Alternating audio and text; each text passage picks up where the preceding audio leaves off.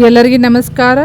Dear diploma students, C3, C9, C15 ಸಿಲೆಬಸ್ನಲ್ಲಿ exam ಬರೆದು fail ಆದಂಥ ಕ್ಯಾಂಡಿಡೇಟ್ಸ್ ಯಾರಿಗೆ ಏಪ್ರಿಲ್ ಮೇ 2026 ಎಕ್ಸಾಮಿಗೆ ಅಪಿಯರ್ ಆಗಲಿಕ್ಕೆ ಎಲಿಜಿಬಿಲಿಟಿ ಇಲ್ಲ ಅಂತನ್ನೋದು ಸರ್ಕ್ಯುಲರ್ ಇಲ್ಲಿ ಕೊಟ್ಟಿದ್ದಾರೆ. ಸೊ ಈ ಸರ್ಕ್ಯುಲರ್ನಲ್ಲಿ ಯಾರೆಲ್ಲ ಎಲಿಜಿಬಲ್ ಇರಂಗಿಲ್ಲ ಏಪ್ರಿಲ್ ಮೇ 2026 ಎಕ್ಸಾಮಿಗೆ ಅಂಥೇಳಿ ಕ್ಲಿಯರ್ಲಿ ಮೆನ್ಷನ್ ಮಾಡಿದೆ.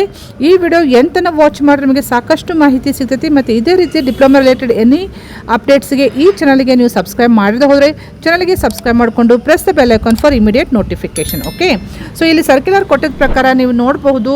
ಸರ್ಕ್ಯುಲರ್ ಡೇಟೆಡ್ 19/2/2026 ಪ್ರಕಾರ C3, C9, C15 ಸಿಲೆಬಸ್ನಲ್ಲಿ ಡಿಪ್ಲೊಮಾ ಫಸ್ಟ್ ಸೆಮಿಸ್ಟರ್ ಮತ್ತು ಲ್ಯಾಟ್ರಲ್ ಎಂಟ್ರಿ ಮುಖಾಂತರ ಥರ್ಡ್ ಸೆಮಿಸ್ಟರ್ಗೆ ಪ್ರವೇಶ ಪಡೆದು ವ್ಯಾಸಂಗ ಮಾಡಿ ಅವಧಿ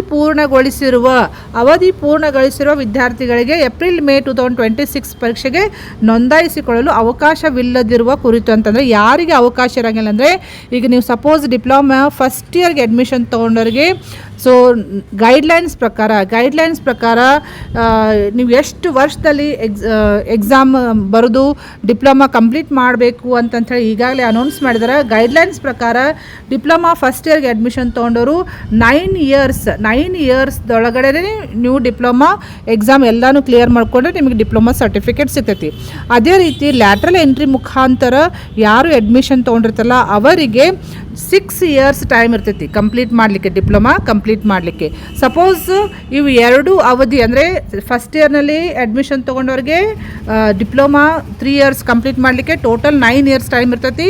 ಮತ್ತು ಥರ್ಡ್ ಸೆಮಿಸ್ಟರ್ದಲ್ಲಿ ಲ್ಯಾಟ್ರಲ್ ಎಂಟ್ರಿ ಮುಖಾಂತರ ಅಡ್ಮಿಷನ್ ತೊಗೊಂಡವ್ರಿಗೆ ಅವರಿಗೆ ಟೋಟಲ್ ಎಷ್ಟು ಟೈಮ್ ಇರ್ತೈತಿ, 6 ಇಯರ್ಸ್ ಟೈಮ್ ಇರ್ತೈತಿ ಕಂಪ್ಲೀಟ್ ಮಾಡಲಿಕ್ಕೆ ಡಿಪ್ಲೊಮಾ. ಸಪೋಸ್ ಈ ಟೈಮ್ ಯಾರ್ದು ಎಕ್ಸೀಡ್ ಆಗಿದೆಯಲ್ಲ ಅವರಿಗೆ ಈ ಸಲ ಏಪ್ರಿಲ್ ಮೇ 2026 ಎಕ್ಸಾಮ್ ಬರೀಲಿಕ್ಕೆ ಅವಕಾಶ ಇರೋಂಗಿಲ್ಲ ಅಂಥೇಳಿ ಈ ಸರ್ಕ್ಯುಲರ್ನಲ್ಲಿ ಕ್ಲಿಯರ್ಲಿ ಮೆನ್ಷನ್ ಮಾಡಿದ್ದಾರೆ.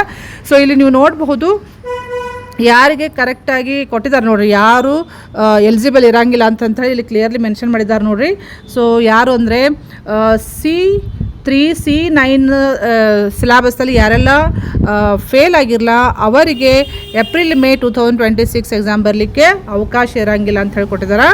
ನೆಕ್ಸ್ಟ್ C15 ಸಿಲೆಬಸ್ದೊಳಗೆ ಈ 2 ವರ್ಷ ಫಸ್ಟ್ ಇಯರ್ದಲ್ಲಿ ಅಡ್ಮಿಷನ್ ತೊಗೊಳ್ಳೋ ಅಂದರೆ 2015-16 ಮತ್ತು 2016-17ದಲ್ಲಿ ಯಾರು ಫಸ್ಟ್ ಸೆಮಿಸ್ಟರ್ ಅಡ್ಮಿಷನ್ ತೊಗೊಂಡಿರಲ್ಲ ಅವರಿಗೂ ಅವಕಾಶ ಇರೋಂಗಿಲ್ಲ.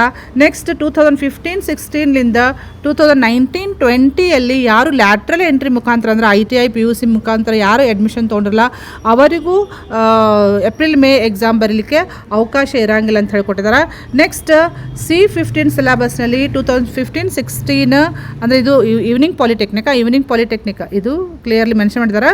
ಸೊ 2015-16ನಲ್ಲಿ ಫಸ್ಟ್ ಸೆಮಿಸ್ಟರ್ ಅಡ್ಮಿಷನ್ ತೊಗೊಂಡವರು ಮತ್ತು 2015-16ದಿಂದ 2019-20 ತನಕ ಯಾರು ಲ್ಯಾಟ್ರಲ್ ಎಂಟ್ರಿ ಮುಖಾಂತರ ಅಡ್ಮಿಷನ್ ತೊಗೊಂಡ್ರು ಥರ್ಡ್ ಸೆಮಿಸ್ಟರ್ಗೆ ಅವರಿಗೆ ಈವ್ನಿಂಗ್ ಪಾಲಿಟೆಕ್ನಿಕ್ದಲ್ಲಿ ಯಾರು ಅಡ್ಮಿಷನ್ ತೊಗೊಂಡಿರಲ್ಲ ಅವರಿಗೆ ಏಪ್ರಿಲ್ ಮೇ 2026 ಎಕ್ಸಾಮ್ ಬರಲಿಕ್ಕೆ ಅವಕಾಶ ಇರೋಂಗಿಲ್ಲ ಅಂತ ಹೇಳ್ಕೊಟ್ಟಿದ್ದಾರೆ. ಸೊ ಇದನ್ನು ಇನ್ನೊಂದ್ಸಲ ಕ್ಲಿಯರ್ಲಿ ಓದ್ಕೊಡ್ರಿ, ಯಾರಿಗೆ ಅವಕಾಶ ಇರೋಂಗಿಲ್ಲ ಅಂತಂಥೇಳಿ ಕ್ಲಿಯರ್ಲಿ ಮೆನ್ಷನ್ ಮಾಡಿದ್ದಾರೆ.